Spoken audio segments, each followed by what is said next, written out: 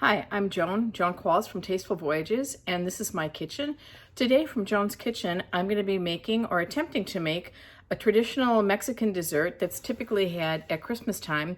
These are called Buñuelos, and it's basically very similar to fry bread that Native Americans make, or also it's very similar to sopapillas, which is something that I think is had in New Mexico cuisine. It's basically a dough that's made and it's rolled out really thin and deep fried.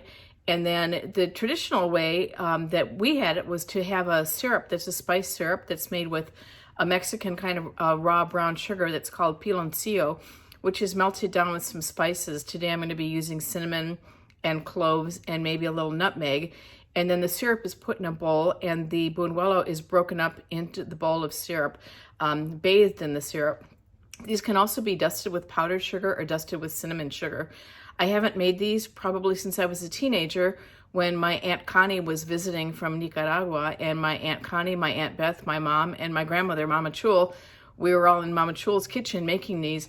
I have a recollection of my grandmother and my mom and my aunts stretching the dough on their knees, and I've asked several people about this and nobody seems to remember that.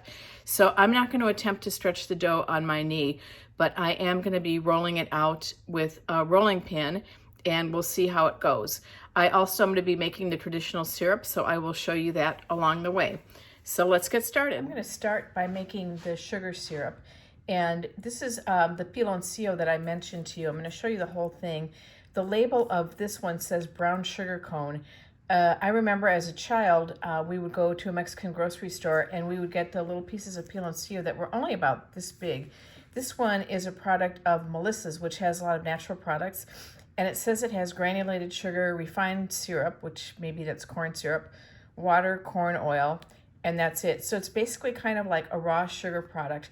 And I'm going to be melting it with a little bit of water. And I'm also going to have a cinnamon stick. So this is a very nice fresh cinnamon stick that I got at a fruit market yesterday. And then I also have some whole cloves, and I'm going to put in a little bit of powdered nutmeg. So essentially it's a simple syrup. The amount of sugar to water, there's more sugar than water. A typical simple syrup is a 1-to-1 ratio of sugar to water. This one is a little bit less because I really want it to be a thicker syrup, more the consistency of a maple syrup. So it's essentially like making a tea with sugar and water and flavoring it with the cinnamon and the cloves. And as I mentioned, I'm going to add a little bit of powdered nutmeg at the end. I suppose if you wanted to give it a kick, you could throw a few peppercorns in there or even a little bit of chile powder because you do strain this out. And to make something interesting, you could probably also throw in a 5-spice pod or a cardamom pod. I mean, there's all different ways that you could vary the flavor of this sugar. So I'm going to go ahead and get it going. I already have a cone of piloncillo in my little pan here. Let's see if you can see that. And I'm going to go ahead and pour the water in there. And I'm going to take my cinnamon stick and kind of like just break it in half so it'll fit. And I'm going to just put in, I don't know, a pinch of cloves. It's probably about 15 small cloves. And that's going to go over to the stove on a gentle heat until the sugar starts to melt into the water. And basically I just want it to melt, and then I'm going to have it steep with those spices in there to give it the little spice flavor. So I'd like to share with you, this is a cookbook that was my Aunt Beth's, and I was going through some things recently and found this. I didn't even realize that I had it. And it's an old notebook. She has some clippings in there, and it's a little notebook that she got at Kresge, which was kind of like a Woolworths or Kmart. And she's got some clippings for different recipes in there. But looking through this, it seems like there were a couple of recipes that she was really trying to perfect, and chief among them was the Buñuelos. So this one says Buñuelos Navidades de 1984, so that was Christmas of 1984. This one says Buñuelos Mexicanos.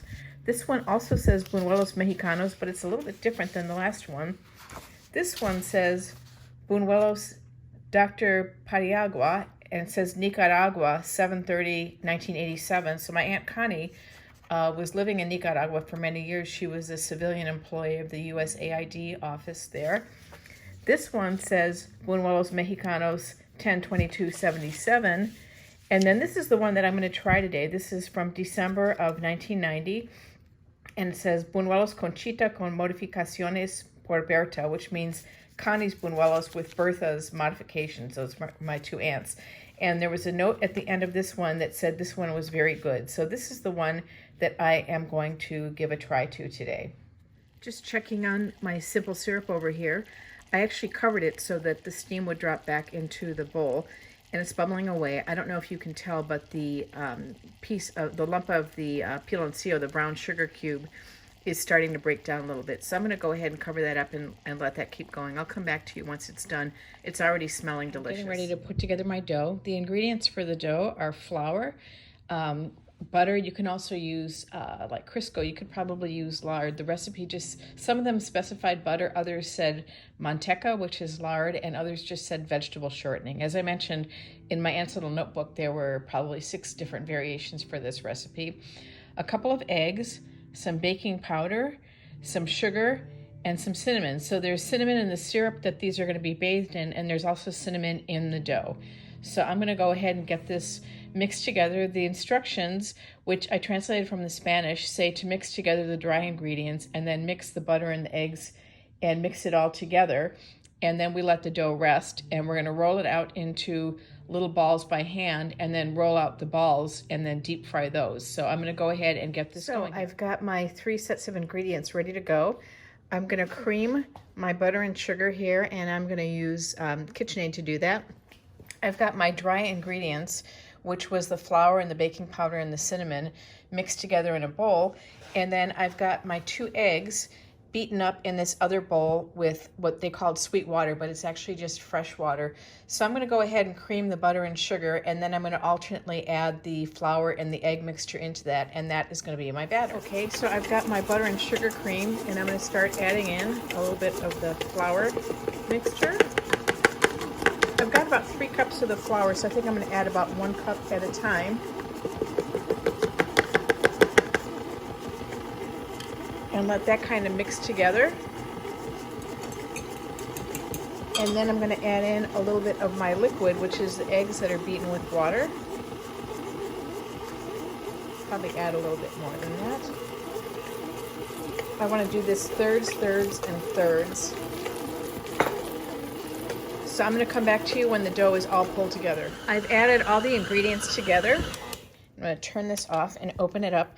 I did add a little bit more flour because the recipe calls for the dough to rest for a couple of hours and then to be separated into balls. And the consistency of the dough was really more of a batter, and I didn't think I was going to be able to form it into balls. So I did add about another 3/4 cup of flour to the recipe, and that's okay. I actually really prefer recipes where the dry ingredients are weighed rather than measured, because the humidity can impact the weight or the consistency of the dry ingredients, especially the flour. If it's humid, it might have absorbed a lot of moisture and be heavier, and if it's dry, you might actually need a little bit more. And it's very dry here, so I'm guessing that that's why I needed to have a little bit more flour. So I'm going to go ahead and scrape this into another bowl, and I'm going to let it rest for a couple of hours, and then we are going to see what happens from there. Coming back one last time, I did scrape the dough into a bowl. I decided to put a little grease in the bowl just for the ease of getting the dough out later, because it was a little bit difficult to scrape out of the KitchenAid mixer bowl. I just want to remind you that this recipe is not a yeast recipe, so the bread or the dough is not going to be rising. But I think resting for the 2 hours is going to give the gluten in the flour a chance to develop. And so we'll see what happens. I think, this recipe didn't call for kneading it, but one of the other recipes that I looked at did call for kneading it. So I think after the 2-hour rest, I probably am going to knead it a little bit to get it to the right consistency that I want. And then you separate it into balls, and then you let it rest again before rolling out the balls and deep frying them. And I'm going to bring you over to the syrup area here. And I ended up using the second bar of piloncillo because I didn't think that I had enough syrup, and so the second one is melting in there. And I'm going to grab a spatula from over here. Sorry about the shaky camera here. So you can see when I turn this over, the water is kind of being absorbed into the sugar, and the whole thing is going to break down. The first one that I had in there is completely dissolved, and I just wasn't happy with the quantity of syrup that I had. So I did go ahead and use the second one.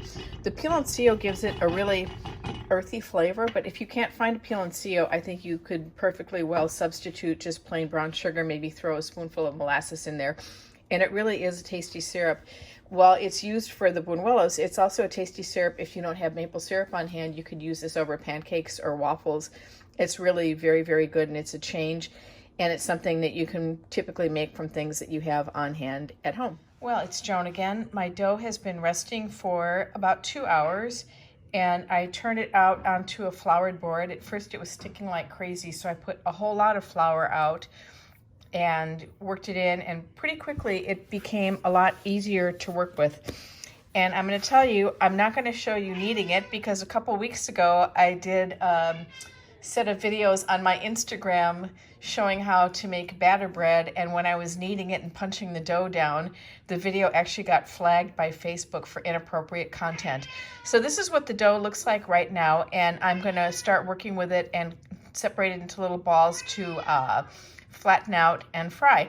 The dark brown color, or the brownish color of the dough, comes from all the cinnamon that I put in there. You may recall that there is 3 tablespoons of cinnamon in the dough. So, or I'm sorry, 1 tablespoon, 3 teaspoons, 1 tablespoon of cinnamon in the dough. So I will be back shortly. So I'm back again, and I'm using what's called a bench scraper. This is a small one, and it's a bench scraper because you can use it to do scraping things on your bench. Your bench is a pastry maker's workspace. And I'm using it to separate the dough into portions, and I'm going to keep on doing half and half and half. I think I'm supposed to have about 24 balls of dough, so from each of these 4 pieces I should end up having about 6 balls, and I will come back to you when I'm at that stage. I'm back again. I wanted to quickly show you the finished syrup, and I have to tell you, I haven't made this recipe, as I mentioned before, probably since I was a teenager, and the aroma of this syrup is just bringing back the memories of being in the kitchen with my mom and my aunts and my grandmothers. So the syrup, there's the cinnamon sticks that have kind of fallen apart in there, and there's the cloves, and I did add a little bit of powdered nutmeg.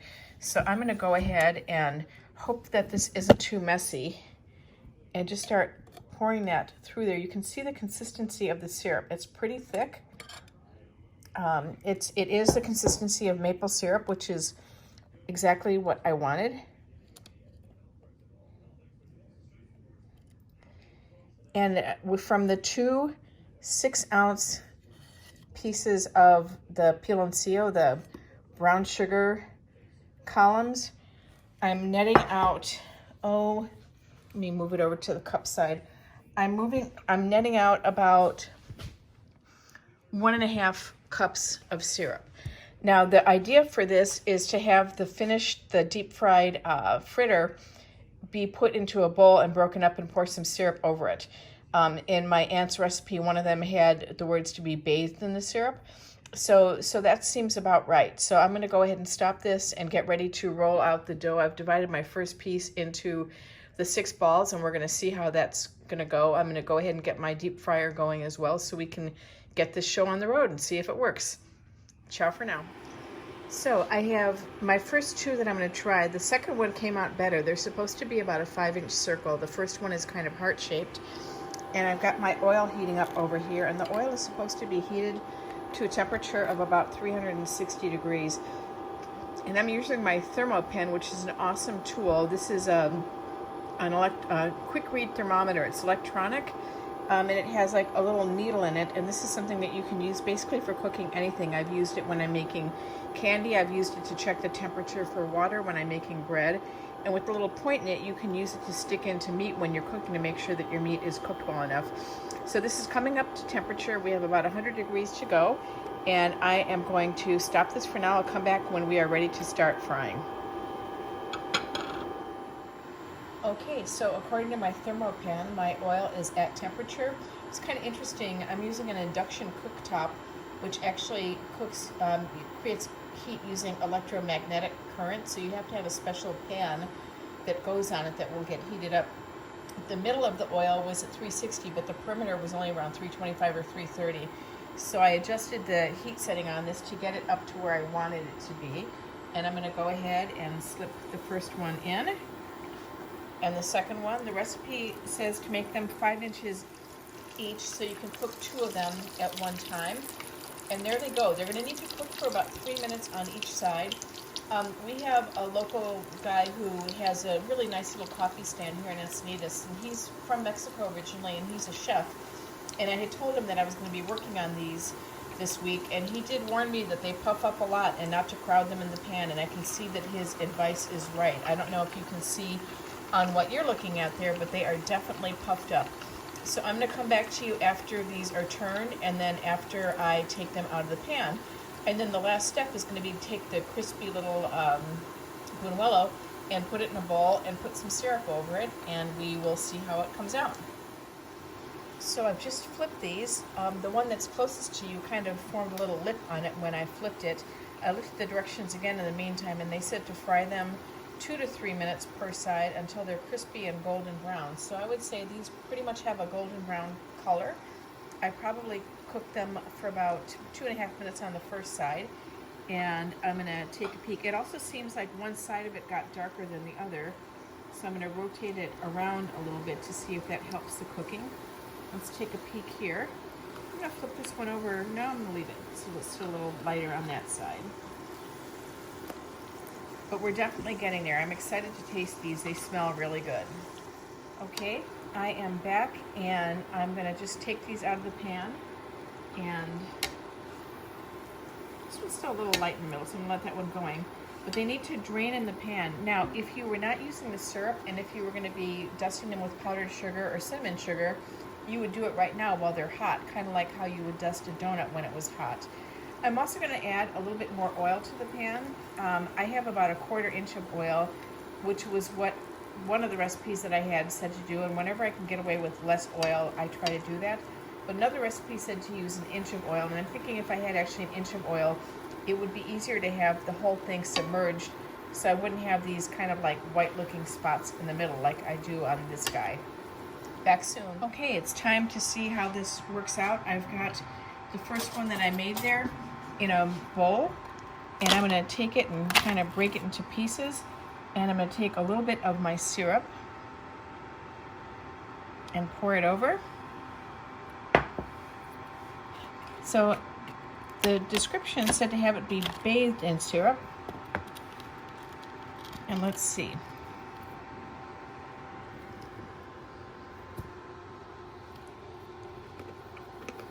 It's delicious. It's pretty much the way I remember. The syrup is so delicious. The syrup is a really good vehicle for anything. The dough, you can taste the cinnamon in it a little bit. You definitely taste the fat from the frying. But I would say it's a success. So I'm really happy. I'm happy that I found my aunt's recipe book and that I dragged it out and tried to do the cooking from it. And I'm very happy that I feel like I've resurrected this family recipe. So that's it for today from Joan's Kitchen. I will see you again next week. Ciao for now.